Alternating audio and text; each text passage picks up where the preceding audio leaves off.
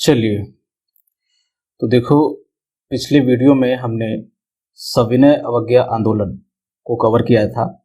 और सविनय अवज्ञा आंदोलन जो है वो 1930 से शुरू होकर के 1934 तक जो है वो चलता है, और 34 में फाइनली गांधी इसको वापस ले लेते हैं। तो इस आंदोलन के दौरान ही मैंने आपको इसी में 2-3 टॉपिक डिस्कस किया था और बताया था कि आपको एक अलग वीडियो में इसको डिटेल में डिस्कस करूंगा।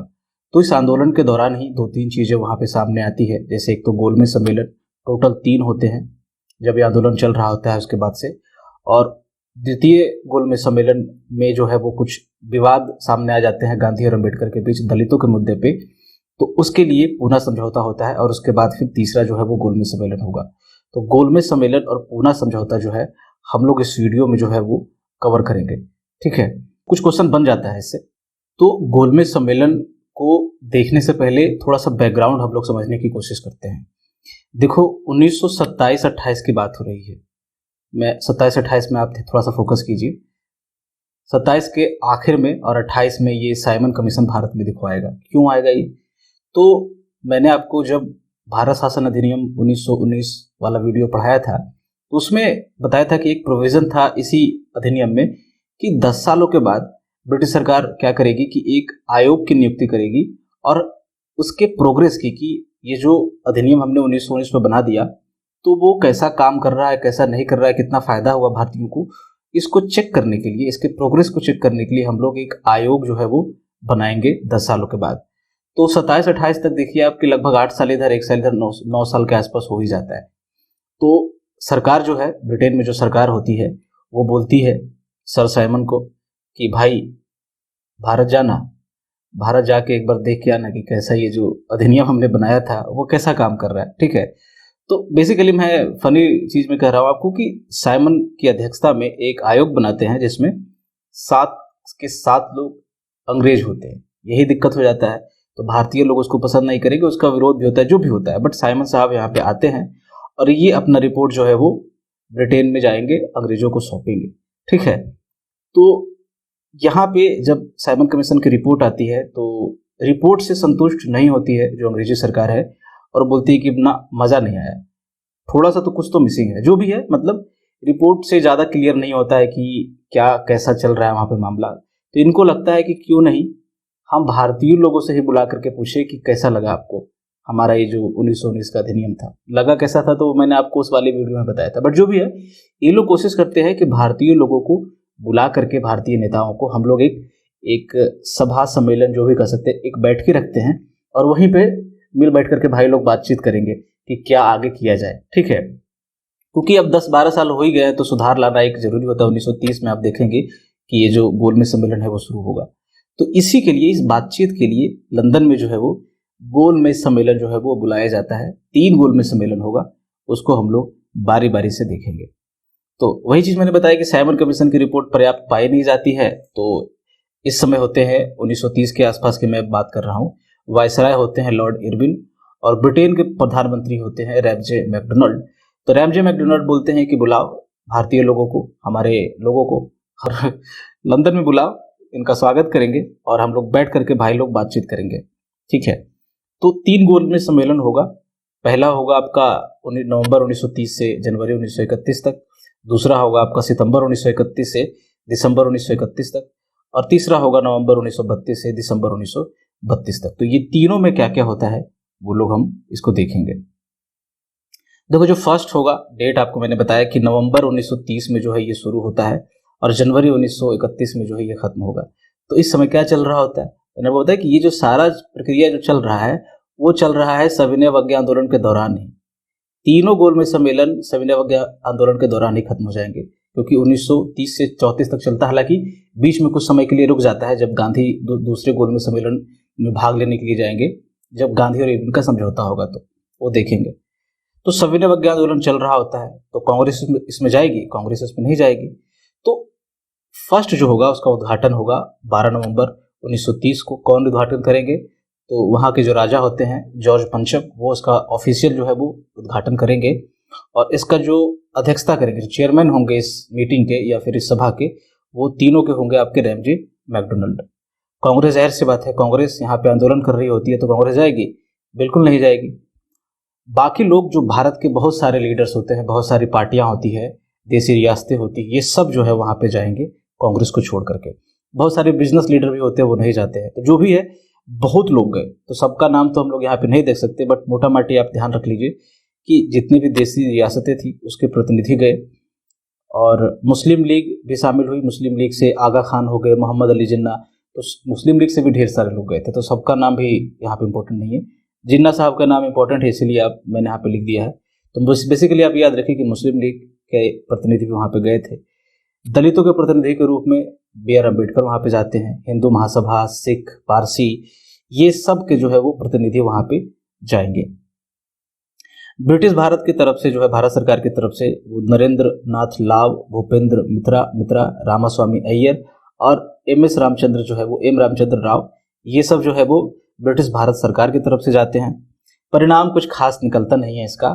और बातचीत जो होती है वो होती है यहाँ पे जो बातचीत होना चाहिए, बट कांग्रेस यहाँ पे देखो होती नहीं है। कांग्रेस जब होगी नहीं तो मजा आएगा नहीं इनको, ठीक है। कांग्रेस बहुत बड़ी चीज थी उस समय, और आप कांग्रेस जब गई रही थी, क्योंकि बहुत बड़े सेक्शन का वो उस समय रिप्रेजेंट करते थे भारतीयों का, तो इनको समझ में आ जाता है कि जब तक कांग्रेस को बुलाएंगे नहीं तब तक कोई मीनिंगफुल चीजें यहाँ पे होना नहीं है, ठीक है। तो ये लोग कुछ एफर्ट करेंगे, जो इरविन होंगे वायसराय वहाँ पे, वो बातचीत करने की कोशिश करेंगे। इसके लिए क्या करेंगे कि ये जो सबको गिरफ्तार करके रखते हैं, जब सविनय अवज्ञा आंदोलन शुरू होता है तो मैंने आपको बताया ना कि मई 1930 के आसपास गांधी गिरफ्तार हो जाते हैं और भी नेता गिरफ्तार होते हैं कांग्रेस के। तो ये क्या करेंगे कि जैसे ही राउंड टेबल पहला जो गोलमेज सम्मेलन खत्म होगा, उसके बाद गांधी और कांग्रेस के जितने अन्य नेता होंगे उसको रिहा कर देंगे, और 5 मार्च 1931 को दिल्ली में ये लोग बैठेंगे, गांधी और इरविन दोनों।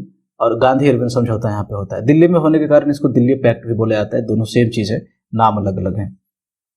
तो यहाँ पे कांग्रेस जो है वो राजी हो जाएगी भाग लेने के लिए।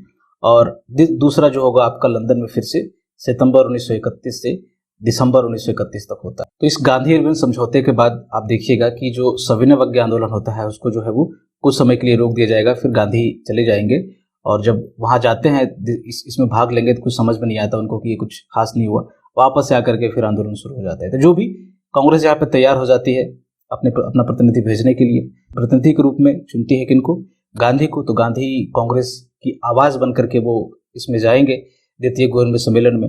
बाकी वही लोग फिर से सब शामिल होंगे, देसी रियासतों के प्रतिनिधि होंगे, मुस्लिम लीग से मोहम्मद अली जिन्ना, अम्बेडकर, हिंदू महासभा से, ये सब बाकी लोग होंगे। ध्यान क्या रखना है कि अब यहाँ पे गांधी आ गए हैं, ठीक है, कांग्रेस आ गई है। यहाँ पे बहुत चीजें चलती है, बहुत चीजों के बारे में कई दिनों तक आप देख रहे हैं, महीनों तक चर्चा होती है। सितंबर में शुरू हो रहा है, दिसंबर में खत्म हो रहा है, तो बहुत सारी चीजें होंगी।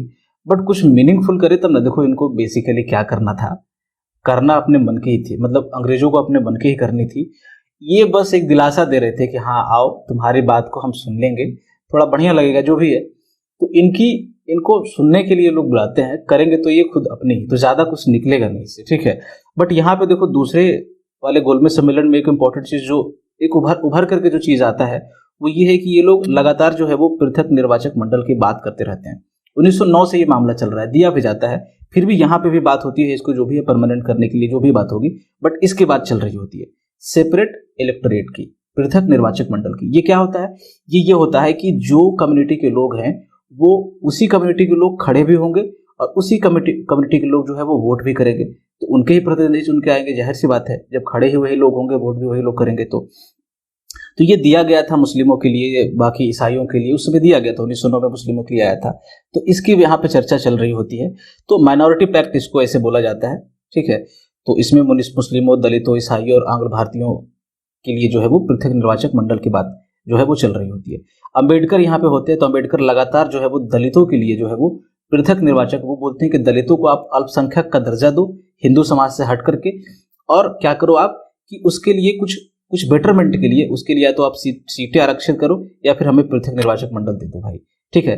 ताकि दलित लोग, जब खुद दलितों से ही कोई नेता खड़ा होगा, दलित लोग उसको वोट करेंगे, तो दलितों की आवाज उठेगी और उनके बीच कुछ सुधार होगा। तो ये अम्बेडकर लगातार मांग करते रहते हैं, जब साइमन कमीशन आता है उस वक्त से ही, ठीक है।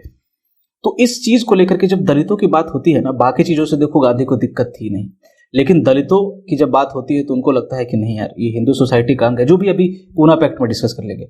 तो इसको लेकर के दलितों के मुद्दे पे गांधी और अंबेडकर के बीच जो है विवाद हो जाता है। गांधी बोलते हैं कि आप दलितों की हिमायती कैसे हुए, कांग्रेस सब पूरे भारतीयों की हिमायती है, पूरे भारतीयों का प्रतिनिधित्व कांग्रेस करती है और हम रहे कांग्रेस के प्रतिनिधि, तो हम हुए दलितों के प्रतिनिधि भी। अंबेडकर बोलते हैं कि जाइए जाइए, दलितों के बारे में आपने कभी कुछ, जो भी है ये चीजें चलती रहती है, ये इसमें नहीं जाना। तो अंबेडकर और गांधी के बीच जो है वो विवाद होता है। गांधी और भी चीजें चलती है, इससे इसके कारण से नहीं, गांधी असंतुष्ट इसके कारण से तो होते ही हैं, बट और भी चीजें जो आउटकम निकलता है गांधी उससे संतुष्ट नहीं होते, सम्मेलन जो है असफल ही होता है एक तरह से। वापस आते हैं गांधी और फिर से जो है वो सविनय अवज्ञा आंदोलन जो है वो स्टार्ट कर देंगे, रिज्यूम कर देंगे वहीं से। तो इसी के बाद जो है वो जैसे ही ये दूसरा गोलमेज सम्मेलन शुरू होगा, मतलब खत्म होगा, तो चूंकि ये लोग सब बार बार जो है पृथक निर्वाचक मंडल की बात कर रहे थे, तो लोथियन कमेटी बनती है इसके लिए। इसको अंग्रेजी में एक और इसके लिए कमेटी का नाम दिया जाता है इंडियन फ्रेंचाइज कमेटी, तो इसी को लोथियन कमेटी भी बोलते हैं। तो इसकी सिफारिशों के आधार पर जो ब्रिटेन के प्रधानमंत्री होते हैं रैमजे मैकडोनल्ड, वो 16 अगस्त 1932 को सांप्रदायिक अवार्ड या फिर कम्युनल अवार्ड अंग्रेजी में कहा जाता है, इसकी घोषणा करते हैं। इसमें बेसिकली क्या होता है, इसको चूंकि रैमजे मैकडोनल्ड ने इसकी घोषणा की थी, इसीलिए इसको मैकडोनल्ड अवार्ड भी बोला जाता है। इस अवार्ड में क्या होता है बेसिकली, जो मैं पहले अभी जो लगातार आपको बताता रहा हूँ कि अल्पसंख्यकों के लिए और दलितों के लिए जो है वो पृथक निर्वाचक मंडल और आरक्षित सीटों की जो है वो बात मान ली जाती है और इसकी घोषणा की जाती है। तो मैंने बताया कि बाकी चीजों से गांधी को दिक्कत नहीं होगी, बट दलितों की जब बात आएगी तो गांधी जो है थोड़ा सा नाराज हो जाएंगे। और क्योंकि लगातार ये अंबेडकर मांगते आ रहे थे, तो यहाँ पे मतलब मांग मान लिया जाता है, ठीक है। और यहाँ पे आपको याद ये रखना है पूर्ण समझौते में कि दलित भी इसमें शामिल होते हैं, दलितों के लिए भी ये मांग मानी जाती है। अब क्या करेंगे, गांधी इसको जो है वो बोलते हैं कि ये जो सांप्रदायिक अवार्ड है वो एक साजिश है। साजिश क्या है कि दलितों को जो एक बड़ा हिस्सा था, मतलब संख्या में बहुत ज्यादा थे, तो इसको हिंदू धर्म से अलग करके हिंदू धर्म को और अल्टीमेटली जो है वो भारतीय एकता को कमजोर करने की कोशिश है, और ये भारतीय एकता पे क्या है वो हमला है, ठीक है। और गांधी इसको लेकर के काफी ज्यादा नाराज हो जाते हैं। और भी चीजें थी गांधी की। गांधी का आर्गुमेंट ये था, देखो अंबेडकर अपनी जगह पे सही थे और गांधी भी अपनी जगह पे सही थे, बट क्या है ना कि अब हितों, ये दलितों के हितों की बात कर रहे हैं, ये थोड़ा सा बात कर रहे हैं कि अगर दलित हिंदू धर्म से अलग हो गए तो जो वो अछूत के अछूत रह जाएंगे, ऐसा गांधी का कहना था, ठीक है ना। उनके लिए काम नहीं हो पाएगा, तो गांधी काम करना चाहते थे कि अनटचेबिलिटी जो है, जो छूत है वो मिटे और ये लोग हिंदू धर्म के ही हिस्सा रहे, हम लोग बैठ करके कुछ और बातचीत कर सकते हैं, ठीक है। ऐसा गांधी का कहना था। और इसको लेकर के कुछ गांधी अपना डिमांड रखते हैं कि ये हो, मतलब अलग से उनके लिए पृथक निर्वाचक मंडल की बात ना करके संयुक्त निर्वाचक मंडल हो और इसमें से ही कुछ सीट दे दिए जाए। तो इन मांगों को लेकर के गांधी 20 सितंबर 1932 को अनिश्चितकालीन भूख हड़ताल पे चल जाएंगे और इस तरह से एक तरह का कन्फ्रंटेशन जो है वो अंबेडकर और गांधी के बीच जो है वो सेट हो जाता है। तो बहुत सारे लीडर्स जो है वो अंबेडकर को मनाने के लिए जाते हैं कि आप आइए, अगर गांधी जी को कुछ हो गया, भूख हड़ताल पे हैं, तो इल्जाम आप पे आएगा, ठीक है। तो इसको लेकर के जो है वो अंबेडकर मान जाते हैं और 24 सितंबर 1932 को जो है वो पूना समझौता होगा। पूना समझौता में गांधी की तरफ से जो है वो मदन मोहन मालवीय और एमसी राजा, ये दोनों लोग जो है वो शामिल होते हैं और दलितों के प्रतिनिधि के रूप में बी आर अम्बेडकर जो है वो साइन करेंगे इसमें। तो दोनों के बीच जो है वो यहाँ पे पूना समझौता होगा। 3 लोगों का आपको याद रखना है नाम में इसमें, अम्बेडकर, एमसी राजा और मदन मोहन मालवीय। इसमें क्या होता है, तो इसमें जो दलितों के लिए जो रिजर्व सीटें थी उसको प्रांतीय विधायिका में, जो प्रोविंशियल असेंबली थी वहां पे 71 पहले हुआ करता था, अब इसको बढ़ा करके 147 कर दिया गया। और जो केंद्रीय विधानमंडल था, जो सेंट्रल असेंबली थी वहां पे, उसमें जो टोटल सीट थी उसका 18% जो है वो दलितों के लिए जो है वो रिजर्व कर दिया गया। तो यहाँ पे ये समझौता हो जाता है और सरकार जो होती है वो देख रही होती है और इस समझौते को जब देखती है कि जब ये दोनों लोग आपस में बैठ करके डिसाइड उन्होंने कर ही लिया है, तो सरकार भी समझौते को जो है क्या करेगी, स्वीकार कर लेगी। तो इस तरह से जो है वो पूना समझौता ये था, पूना समझौता खत्म होता है। उसके बाद पूना समझौते के बाद आपको देखो तीसरा गोलमेज सम्मेलन आपका लंदन में होगा। कब होगा, नवंबर 1932 से दिसंबर 1932 तक। कांग्रेस वापस से इसमें नहीं जाएगी क्योंकि गांधी आ चुके होते हैं वापस, सविनय अवज्ञा आंदोलन फिर से शुरू हो चुका होता है, तो कांग्रेस इसमें फिर से नहीं जाएगी। तो कांग्रेस पहले में नहीं गई, दूसरे में गई और तीसरे में फिर से नहीं जाएगी, ठीक है। तो एक में गई है कांग्रेस, सिर्फ दूसरे में, बाकी लोग तो वैसे ही जाएंगे, बट इसमें बहुत कम लोग जाते हैं। अब लोग ऊब चुके होते हैं कि क्या करना वहां जाकर के। तो मुस्लिम लीग के भी कुछ लोग जाते हैं, बी आर अम्बेडकर जाते हैं और देसी रियासतों के भी कुछ लोग जाते हैं। कुछ खास यहाँ पे परिणाम निकलता नहीं है और तीनों के तीनों जो है वो यहाँ पे जो गोलमेज सम्मेलन है वो ख़त्म होते हैं। और इसकी जो भी सिफारिशें होती है इस 3 साल के बाद जो रिकमेंडेशन हुआ है उसके विश्लेषण के लिए एक कमेटी गठित करेगी ब्रिटिश सरकार। और इस कमेटी का जो कमेटी जो रिपोर्ट बना करके देगी उसके बेसिस पे जो है वो भारत शासन अधिनियम 1935 जो है वो लाया जाता है। कब लाया जाता है? जुलाई 1935 में। तो ये था आज का वीडियो। तीनों गोलमेज सम्मेलन हमने देखा, पूना पैक्ट देखा। आई होप आपको अच्छा लगा होगा। तो इस वीडियो को देखने के लिए आपका बहुत बहुत शुक्रिया, धन्यवाद।